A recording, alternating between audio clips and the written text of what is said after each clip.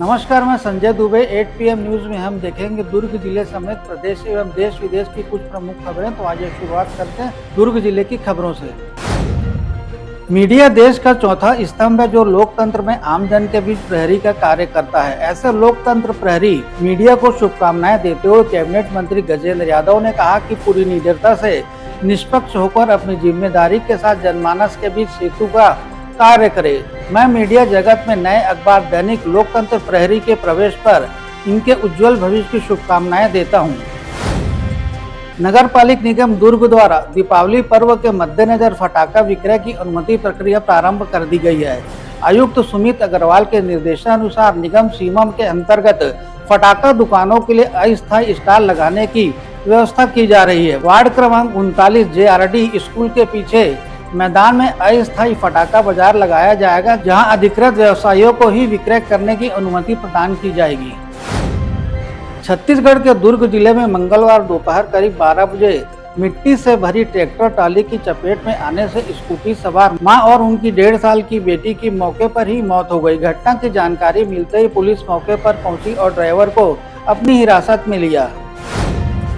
भिलाई के central Avenue sector 7 चौक से rail चौक के मध्य सोमवार देर रात भीषण सड़क हादसा हुआ। एक तेज रफ्तार कार सड़क की रेलिंग को तोड़ते हुए पलट गई। इस हादसे में हालांकि किसी की मौत नहीं हुई, लेकिन कार में सवार सभी लोग शराब पिए हुए थे। घायलों का इलाज जारी है। नगर पालिक निगम भिलाई के अंतर्गत निवासरत ऐसे कई लोग हैं जिनके द्वारा अब तक संपत्ति कर की राशि का भुगतान नगर निगम के खाते में नहीं किया गया है। ऐसे लोगों की सूची अब निगम द्वारा तैयार की जा रही है और साथ ही कुर्की करने की कार्रवाई की जाएगी। अधिकारियों का कहना है कि बकायेदारों को नोटिस दिया गया है। यदि तय सीमा के भीतर राशि जमा नहीं की जाती तो उनकी संपत्ति को निगम अपने सुपुर्द कर लेगा।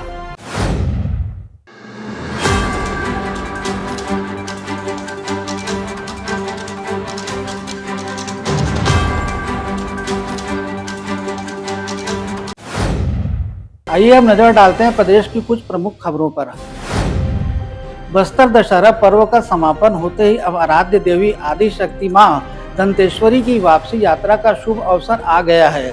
जगदलपुर में बस्तर दशहरे में शामिल होने के बाद मां दंतेश्वरी आज मंगलवार 7 अक्टूबर को अपने धाम शक्तिपीठ दंतेवाड़ा वापस लौटी। दंतेवाड़ा के ऐतिहासिक शक्तिपीठ मंदिर परिसर में इन दिनों भक्ति और उल्लास का माहौल देखने को मिल रहा है। बस्तर अंचल की यह सदियों पुरानी परंपरा हर वर्ष की भांति इस वर्ष भी पूरे श्रद्धा भाव के साथ निभाई जा रही है। कबीरधाम जिले के लोगों की दशकों से मांग थी कि पंडरतराई को उप तहसील बनाया जाए। सालों पुरानी मांग को शासन ने आखिरकार पूरा कर दिया। विधायक भावना वोरा ने उप तहसील कार्यालय का उद्घाटन भी कर दिया है। पंडरतराई को उप तहसील का दर्जा मिलने के बाद लोगों में काफी उत्साह देखने को मिल रहा है। स्थानीय लोग और बीजेपी कार्यकर्ताओं ने इस मौके पर पंडरिया विधायक भावना वोरा को लड्डुओं से तौला। हत्या के मामले में केंद्रीय जेल अंबिकापुर में सजा काट रहा कैदी मुकेश कांत की तबीयत खराब होने पर केंद्रीय जेल अंबिकापुर से मेडिकल कॉलेज अस्पताल के जेल वार्ड में दाखिल कराया गया था। आज सुबह बाथरूम जाने के बहाने कैदी सुरक्षा कर्मियों को चकमा देकर मौके से फरार हो गया। कैदी के भागने की खबर मिलते ही सुरक्षा कर्मियों में हड़कंप मच गया। पुलिस फरार कैदी की तलाश सरगर्मी से कर रही है। देश भर में एक तरफ जहां वन्य जीव सुरक्षा सप्ताह मनाया जा रहा है तो वहीं दूसरी ओर जंगल छोड़कर दंतैल हाथी शहर में एंटर कर गया। जंगल से निकलकर हाथी सीधा शहर की सड़कों पर अपनी धुन में काफी देर तक दौड़ता और घूमता रहा। इधर वन विभाग के कर्मचारी इस कोशिश में थे कि हाथी को किसी तरह से शहर से बाहर किया जाए। गनीमत रही कि हाथी ने किसी को जख्मी नहीं किया। अबूझमाड़ के ग्रामीण जहां पहले नक्सलियों के खौफ से गांव के बाहर निकलने तक से डरते थे, वहीं ग्रामीण अब अपने गांव के विकास के लिए आए दिन कलेक्टर से मिलने पहुंच रहे। बस्तर में नक्सलियों का खौफ खत्म होते ही ग्रामीण अब बुनियादी सुविधाएं जिसमें रोड आदि शामिल है उनकी मांग करने लगे। ग्रामीण चाहते हैं कि उनके गाँव तक सड़क पहुँचे और शिक्षा स्वास्थ्य व्यवस्था भी सुधर जाए।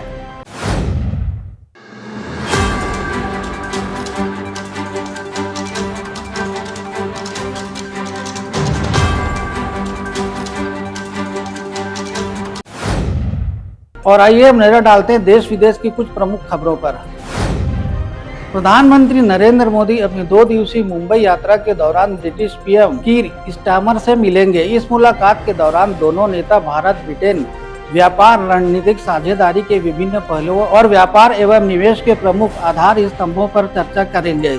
हालांकि इस यात्रा को देखते हुए काफी सुरक्षा व्यवस्था मौजूद कर दी गई है। बुधवार से शुरू हो रही अपनी यात्रा के दौरान प्रधानमंत्री नरेंद्र मोदी मुंबई में विभिन्न बुनियादी और परियोजनाओं का उद्घाटन करेंगे।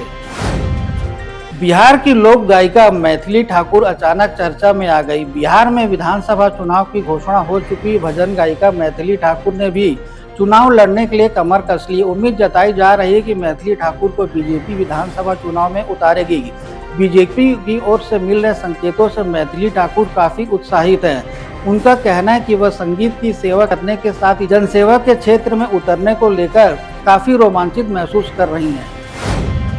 बारिश थमते ही बंगाल के पहाड़ी इलाकों में सामान्य स्थिति बहाल करने के लिए काम शुरू कर दिया गया है। धीरे धीरे भूस्खलन के मलबे को हटाने का काम शुरू किया गया है और राष्ट्रीय राजमार्गों को लेकर अन्य पहाड़ी सड़कों को भी खोलने की तैयारी की जा रही है। हालांकि मिरिक अभी भी अलग थलग पड़ा है। इस बीच प्राकृतिक आपदा से मरने वालों की संख्या 32 हो चुकी है। पिछले 24 घंटों में गंगा नदी से अब तक 10 शव बरामद किए गए हैं। प्रशासन द्वारा व्यवस्था बनाने पूरी तैयारी कर ली गई है।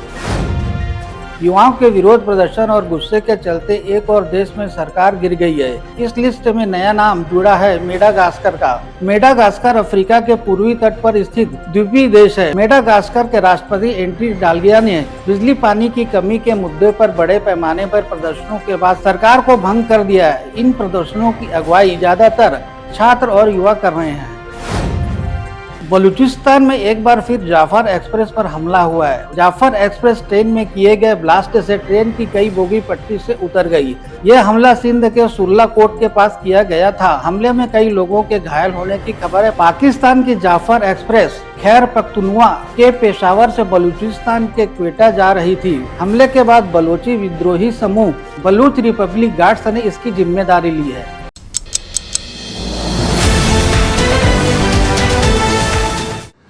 This program is sponsored by SR Hospital and Research Center.